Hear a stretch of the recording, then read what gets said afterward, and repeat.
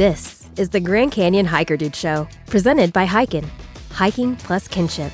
That's Hikin'. Together we roam. Here's your host, my hubby, and co-founder of Hikin', Brian Special. Oh boy, what a couple days it has been. You heard Zeena right there at the intro. Zeena is actually with me here. Our goal today is to just kind of update you on everything that's going on, what's happened over the past couple of days. And, Zeena, I can be negative and down in the dumps, and I have been over the past couple of days, and I was this morning as I thought about everything, and I was on my hike, and then I listened to the podcast that you did, your new podcast called Sacred Steps, which are hiking meditations, and the one you did this week was about the word kaibab, and it just placed me at the Grand Canyon. It reminded me why I love the Grand Canyon so much. So that was perfect. What was the meaning behind that? Well, kaibab means mountain lying down, or upside down mountain. But it was really just a journey inward. But I think that what's going on right now is really deep. It's a deep transformation. Yeah.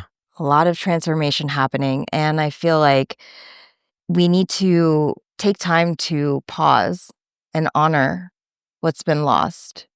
All the trees, the habitats, the buildings, the homes, the lodge. But also remember that it's a time for rebirth. It's a time for renewal. And that's why we're going to be positive about everything that's happening today. Before we started this, I just saw the first photo that I've seen of the lodge today, and it was an aerial shot. I haven't verified where it came from or whether it was real or not. I can't imagine that it's not. I mean, everything's perfect. But I choose to look at what I saw, as something extremely positive. It was taken from the canyon side of the lodge. So from behind, where the great room, the sunroom, the big windows look out over the canyon, the dining room, they look out over the canyon. And what you see, what's so striking about it, and why I choose to be positive about this whole thing, is because the bones are there. The structure is still there. Yes, the wooden parts, the roof is gone, right?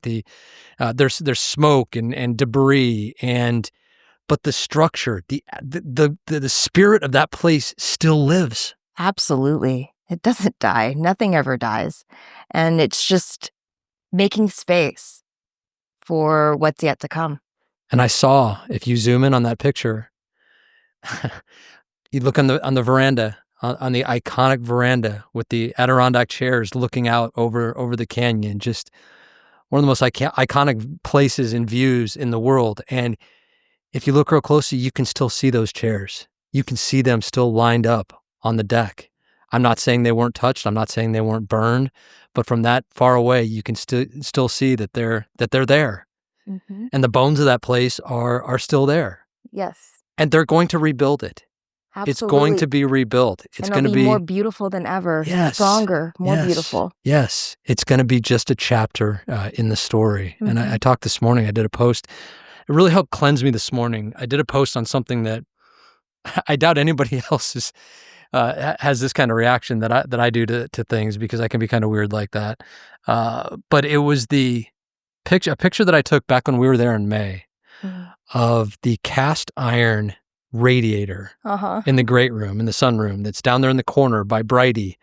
The statue of the famous Brighty of Grand Canyon, the mule donkey. And that thing to me just represents the timelessness of Grand Canyon Lodge, right? That thing has probably been operating in that same spot for, close to 100 years. It reopened in 1937 after the last time it burned. I would bet that thing's been there ever since. Never thought to really replace it, because it just sits there and it watches generations go by, and it just does its job, and it's timeless. And that's the entire vibe of the North Rim to me. It's why I love it so much, and why on this podcast I'm always talking about finishing on the North Rim, finishing a rim to rim on the North Rim, because there's nothing like stepping out of the rim and either getting a ride or walking down to Grand Canyon Lodge, and you're suddenly just stuck back in time from the moment you walk into the lodge and you go to check in, and they've got the old key system. There's no key cards, right? They got the old key system in the little slots behind the desk, and Yep. it's just something that you would expect to have seen 100 years ago, and it's still like that, right? But that stuff is all while that stuff might be gone, right? That radiator, I bet it's still there in some form, and I hope they save it, because again, it's just the timelessness of the North Rim and the timelessness of Grand Canyon Lodge, and nothing's going to change. It's still going to be one of the most remote places in the United States. There's only going to be one road in and one road out. It's not like we're going to have this development where some big resort comes in there and suddenly it's unrecognizable.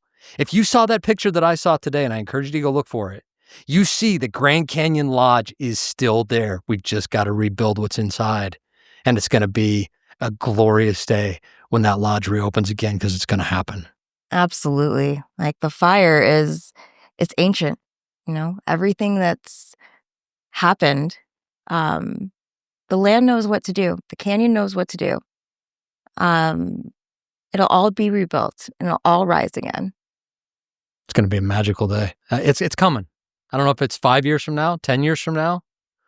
A lot of political, bureaucratic red tape to get through, I'm sure, but the will is going to be there, and it's going to happen. So I'm excited about that. I can say that this early on. But let's talk about the nuts and bolts of what's happening here, because that's really the point of us getting on here, is to just kind of update you on everything that's going on. It was only 1 week ago.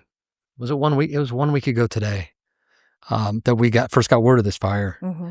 And it was essentially a controlled burn, a lightning-caused fire that happened on the 4th of July. And the park decided to manage it as essentially a controlled burn, right? They were going to let it run its course and take care of, what fires do in terms of you just mentioned, the rebirth. Fires are important. There are controlled burns on the North Rim every year. So, obviously the Park Service saw this and they're like, let's just let this go and manage it. And they stayed on top of it. And a few days later, it was 10 acres, then it was 27 acres, and everything was fine up until Thursday or Friday, when suddenly, we heard the evacuation order, first of the Grand Canyon Lodge guests, which was caused by the White Sage Fire, which is burning about 50 miles to the north. But then the next day, or later that day, I don't remember which one it was, but they got the go notification that all North Rim personnel had to get out, and they had to get out and fast. And I heard that in some cases they had about 10 minutes, to get out of there, because the Dragon Bravo fire had jumped fire lines, and it was getting close. It was a nightmare scenario. It's crazy. Right, a nightmare scenario when the Park Service made this decision to allow this thing to run its course, and before they put it down. It obviously got away from them and got close to structures, and then the winds kicked up, and it was just a nightmare scenario. And then, a couple of nights ago, I'll never forget it. It was just yesterday morning. Today's Monday. Yesterday was Sunday, and I woke up yesterday morning just wondering what would happen, because things had started to really go sideways on Saturday night, and found out at 3 a.m. that the lodge was lost.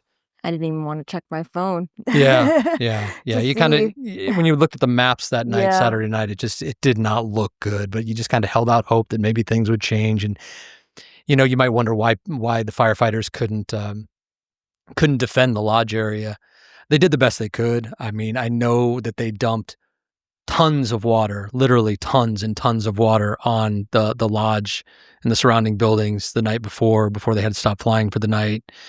And just drenched it, but the fire just didn't care ultimately when it came down to it. So they did what they could.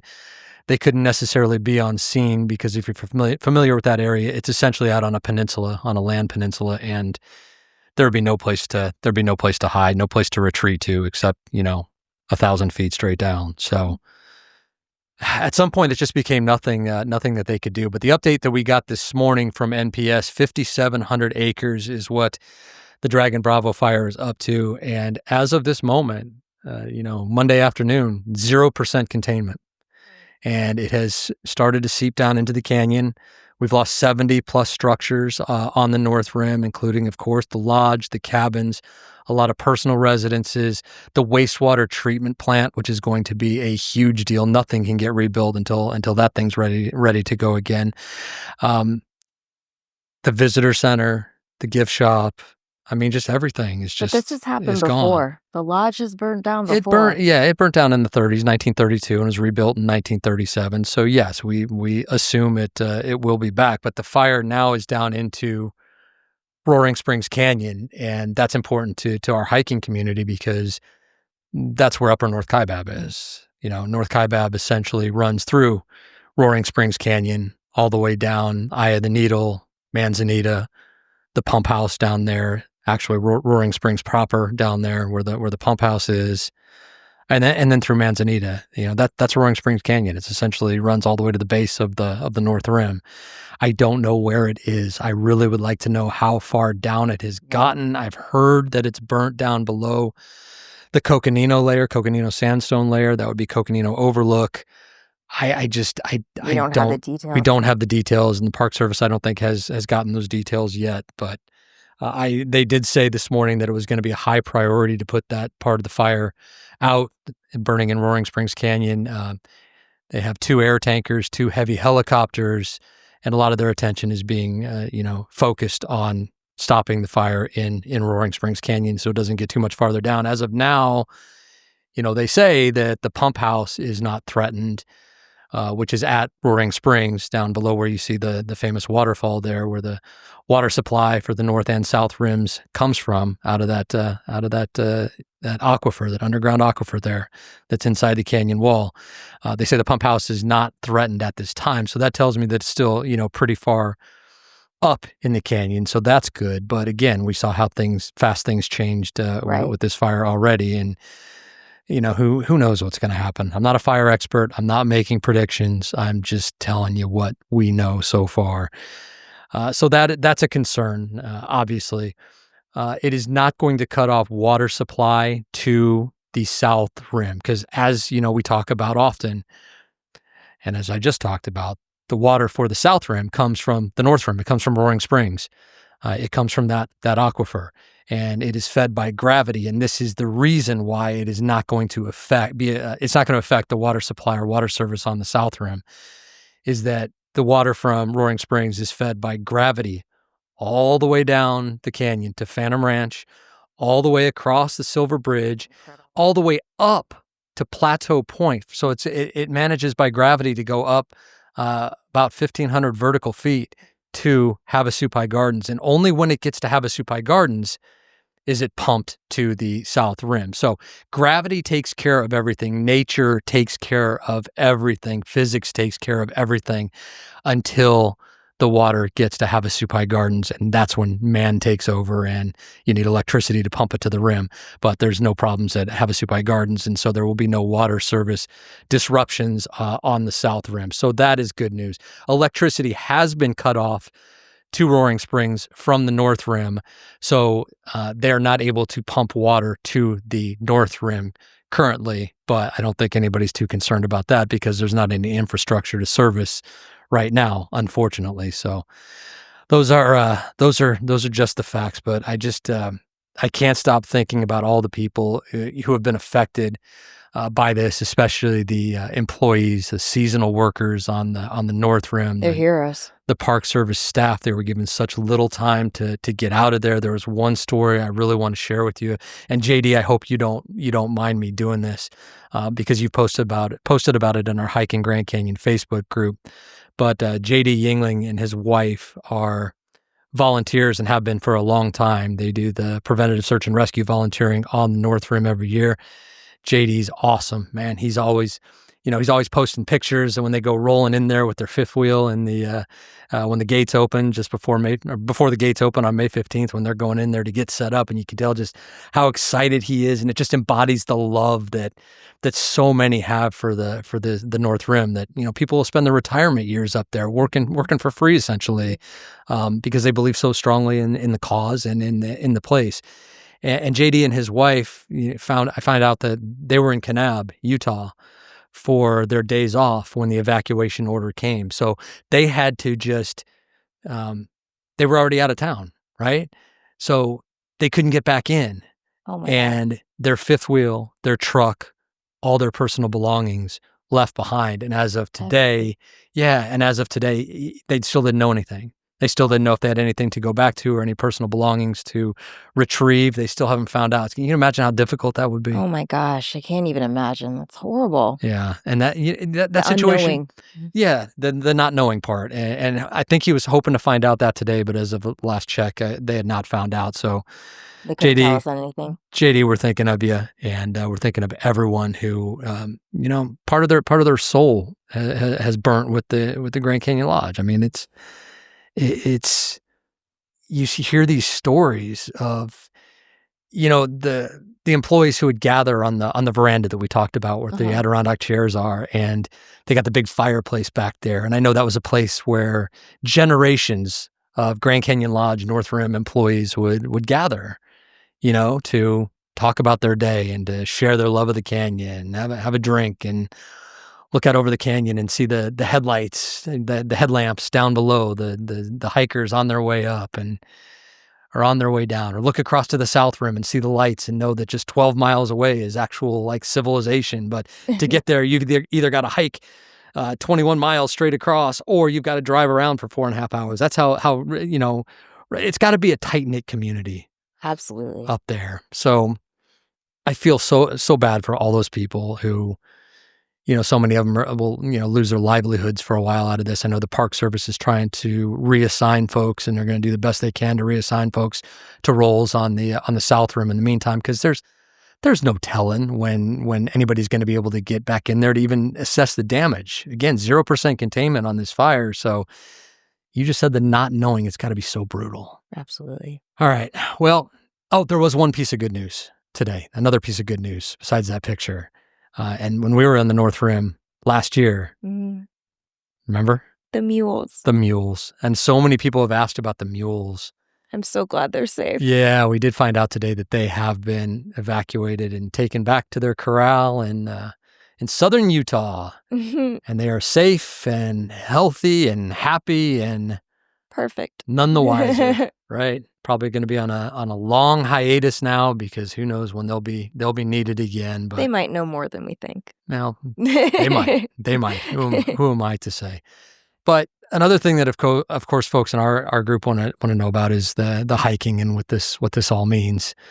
Let's talk about what it means just today. Okay, just today, South Kaibab, North Kaibab, of course, and Bright Angel Trail below Havasupai Gardens are all closed.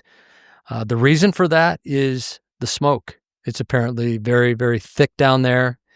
And I heard Lisa Hendy, who was on the show not too long ago, the Canyon District Ranger, who's handling a lot of this response with the fire as well, says that she doesn't want hikers or her staff down there in that smoke. So it's probably pretty thick down there at Phantom Ranch and on South Kaibab. I mean, we've seen the pictures, and on the lower part of Bright Angel Trail as well. So there's no access to the trails except for Bright Angel. If you're hiking, if you're up there and you're hoping to do rim to rim or rim to river, you can still hike on Bright Angel. You can go as far down as Havasupai Gardens, which is 4.5 miles and about 3,000 vertical feet down. All the same warnings apply. It is still July, folks. That's one of the reasons why we're in this predicament that we are. It's so dry. The monsoon really hasn't hit yet. We haven't had those big rainstorms, cloudy days. It is dry. It is hot. It is miserable. Don't be distracted by the fact that we've got this fire going on and tell yourself that everything's cool and copacetic right now, because it's not. It is still extremely dangerous to be on Bright Angel Trail in the middle of the day. So please keep that in mind. It's so easy for tourists and experienced hikers even to get themselves into trouble by going downhill and thinking, man, this is so easy. It's the grand deception we always talk about. This is so easy. This isn't really hard on me. I'm going down, I'm looking out over the canyon, and I forget that I've got to turn around and go back out. So don't get yourself in that predicament where you are on that trail anytime. I'm going to say between 9 and 5. The park, I think, says 10 and 4. I'm saying personally 9 and 5, and I wouldn't even be on the trail past 9 o'clock in the morning or before 5 o'clock in the evening. It's just not happening because it's not worth it.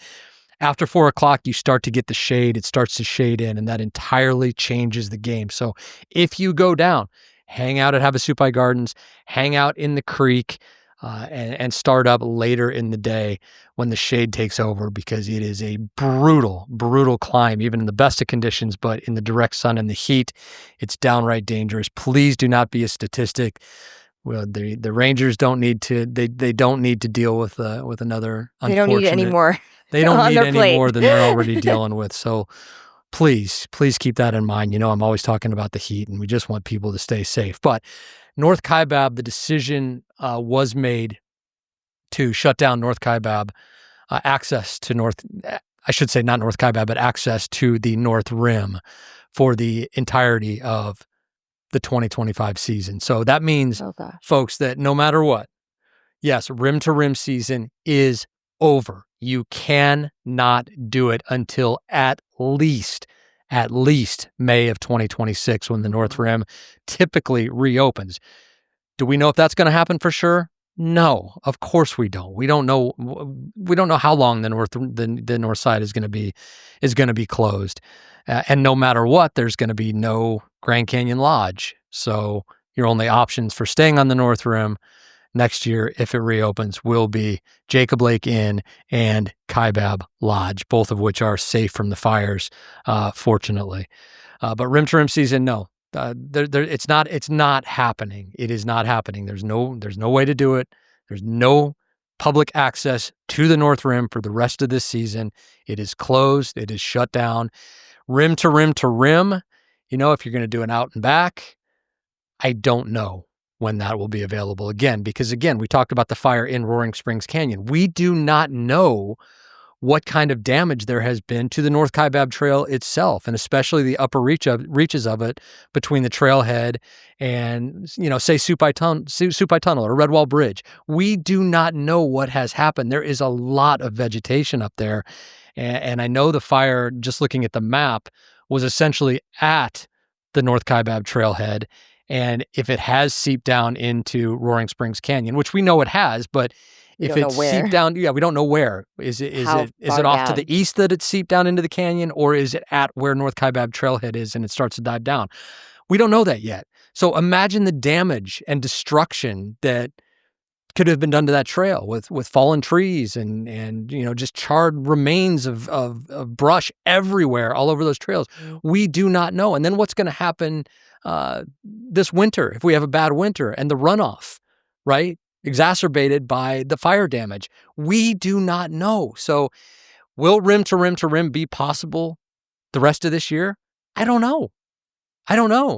I wish I had the answer to it, because I would love to do it. I would love to get up there and put my eyes on the damage and everything that's happened so that I could report back to y'all. But I don't know when that is going to be feasible. And, if you are thinking about doing rim to rim to rim, because it's like, oh, I'll just do rim to rim to rim instead of rim to rim. I'll always throw out this warning. Rim to rim to rim is an extraordinarily difficult hike to do it in a day. And you're going to have no choice because there's no place to stay on the North Rim. You have no bailout. If you commit to it, you've got to do it. And it is one of the most difficult things that you can ever imagine putting your body through to do all in one day. If Cottonwood's reopened, if Phantom's reopened, Bright Angel Campground, if you can break it up into multiple days, of course, that's a complete game changer. So that could be an option as well. But again, we don't know when the campgrounds are going to reopen, because they are all currently closed as well. So a lot of questions. I know that there are not any solid answers that I can give you right now, except that the North Rim is closed for the rest of 2025. And, even if it reopens in 2026 at some point, it's going to look completely different than it did just a week ago. We'll just have to see. Yeah, we'll just have to see. There's really no other way to put it. And we're just still in it. We're still in it. And we'll keep trying to update you and pay attention to everything that's happening. Of course, the updates are going out regularly in our Hikin' Grand Canyon Facebook group. So search for HIKIN, Hikin' Grand Canyon, our Facebook group, where there are updates. Man, I'm putting them out every time I hear something and confirm it. I'm putting it out to you. working hard. I think I owe that to everyone in this community. I feel an immense responsibility to keep you informed, and to encourage you and to remind you that the canyon's not going anywhere, No. right? The canyon's not going anywhere, and Grand Canyon Lodge is going to be rebuilt. And I'll just say it again, that day is going to be a glorious day when it happens. Yes, it'll be beautiful. Yeah. This has happened before, and it'll rise again. Yeah. I mean, we're only talking about 1937. So what, 88 years ago Yep. was the last time that this happened. So if you look at it in the grand scheme of things, it's a blip in time in the history of the Grand Canyon. Not even a blink. Right.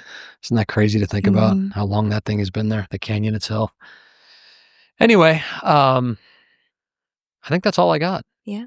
You got anything else? Any words of wisdom to leave us with? Because I know that you want to do a meditation on fire. So maybe just give us a little preview of fire and why fire doesn't have to be the evil bad guy all the time. Well, fire is ceremony. It's medicine. It's not destruction. And it teaches us that even in the chaos, we don't have to collapse. We can be reborn, and that we can transform and transmute. And that's what's going to happen, right? That's all we're looking at. I feel like this hit me so hard just because of the love that I have for the North Rim and how, man, I was planning to go this week. I know. Because I saw that we got some monsoons potentially coming in later this week and the temperature is going to drop into the 90s in Phoenix. And I was like, okay, I can heat mitigate that and be smart and do a south, my favorite thing to do, south to north, spend the night at the North Rim, just hang out, just soak in the vibes and then walk back to the other side. That's one of my absolute favorite things to do in the whole world. And it's going to be a while before I get to do that again. And I'm speaking selfishly. Yeah, we will. We'll do it again. We will. We were there on May 15th. We were there for opening day this year. And man, just everything about it. I mean, you remember that drive up and how I just can't shut up about it. There's something about the North Rim and it is so hard to quantify. It is. And you drive up there and you drive through Flagstaff, which is beautiful in its own right. And then, you're driving through the Painted Desert and the Vermilion Cliffs and past Lee's Ferry, the Navajo Bridge where Zeena got to do her rim to rim to rim crossing the Navajo Bridge because Marble Canyon is technically the Grand Canyon. That was so much fun. And then you get up there onto the Kaibab Plateau after going past Vermilion Cliffs, which are just so stunning. And you get up to Jacob Lake Inn, you go in, you grab your cookies, right? And then you just continue on through the gate to the North Rim, and you hope to eventually see the bison down there on that 45-minute drive all the way to the North Rim.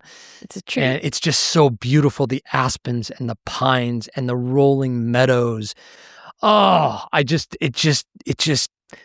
just makes your heart happy. And then you get to the North Kaibab trailhead and it's like, that's where I'm going tomorrow. You're dropping me off tonight, or you drop me off in the middle of the night. And then you continue on to Grand Canyon Lodge and you see all it does. You see the rustic cabins and you go check in, you have dinner with this most incredible view over the canyon. And you just, again, soak in the vibe, sit in the chairs outside, walk around. Oh, it hurts my heart that we're not gonna have that for a while. It was a special place for us, but we're going back. Yeah, right? we are. And Zeena doesn't hike so much, but you took the mules down to Supai Tunnel last time, and that was very special too. So, man, I better be careful because I won't shut up again because I could talk about the North Rim. I like talking about it all day. I do too. It's just so special, and it will be special again. There's going to be a hole in our hearts for a while, but I just encourage everybody to keep the employees and the people who we're just visitors. You and I. People have reached out and asked how I'm doing, how you're doing. We're fine. We live in Phoenix. We're guests of the North Rim when we go, and I don't want to lose sight of that, of the fact that that's all we are, and the people who live there and who have given their lives to it are something much more. And they're the ones who are really affected by this. And I want to keep them in mind first and foremost and ways that we can help them. And I know there are GoFundMe's going around and they're looking for donations to the food banks. It's really early in the process and I will be sure to keep everyone updated on that. But those are the people that I want everyone hopefully keep in their thoughts. And The true heroes. they are the true heroes. They are, and they need us now. They're deeply affected by this. We are to a certain extent, but I just want to honor the fact that those are the people who we should be thinking about. All right. Thanks for doing this with me, Zeena. I love you. Yeah, I love you too. And we'll come back and provide more updates as events unfold, I guess. But we are going to step away from the podcast. I do want to say that the Grand Canyon Hiker Dude Show, I'm going to step away from that for a little bit here. I don't think it's overly appropriate to be talking about rim to rim and all that right now, especially considering we can't do it. We're just going to take a pause right now. It's the middle of the summer anyway, and we're going to focus on this fire and the rebirth of the North Rim, which is coming. So thank you all. I appreciate everyone's support and your comments and your engagements on social media. Trust me, I am on Facebook, in our Hiking Grand Canyon Facebook group. All the time. All day. I am, yeah. I feel responsibility, Absolutely. especially You're the voice now. of the Grand Canyon. Well, let's not get carried away, but but you are. Look, I'm not comfortable hearing you say that, so don't say that. But I again have a responsibility. I feel like to let everyone know what's going on and keep you updated the best we can. So I'm going to leave it at that. This is the Grand Canyon Hiker Dude Show, presented by Hiking. More than ever, together we roam, right? Together we roam. Together we roam. Yeah. All right. See you next time, everybody. Thanks. Thank you. Thank you. Thank you.